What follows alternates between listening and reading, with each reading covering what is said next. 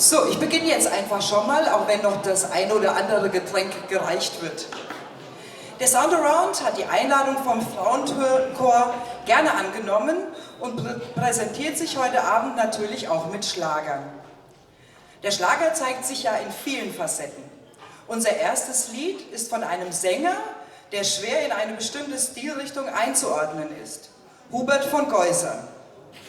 Er verbindet Rockmusik mit Volksmusik und passt daher wunderbar in die Kategorie volkstümlicher Schlager. Hören Sie nun eine Ballade über Liebe, Verlust und Sehnsucht. Weit, weit weg. Viel Spaß.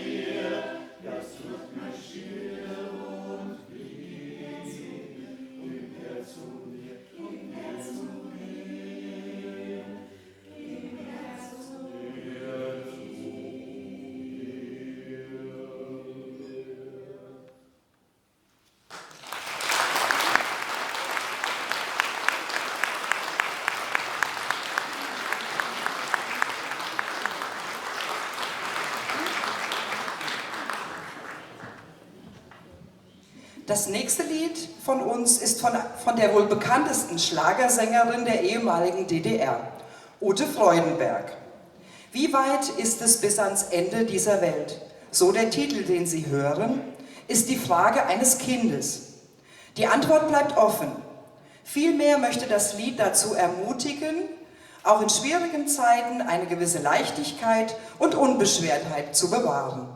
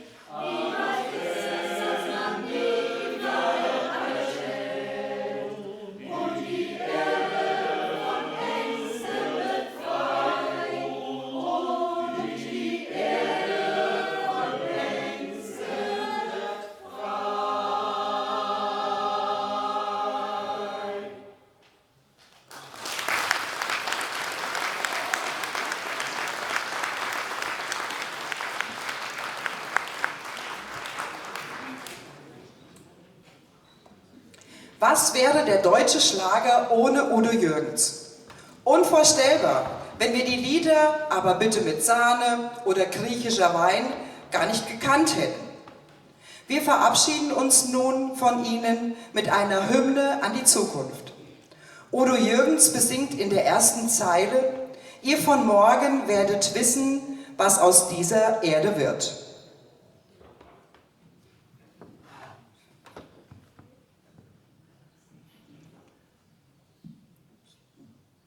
Ihr von gestern, eure Träume schweben immer noch durchs All. Und wir hören eure Stimme noch als fernen Widerhall. Ihr habt euch von den Sternen, die uns leiten, weit entfernt. Doch aus unseren Fehlern haben wir gelernt.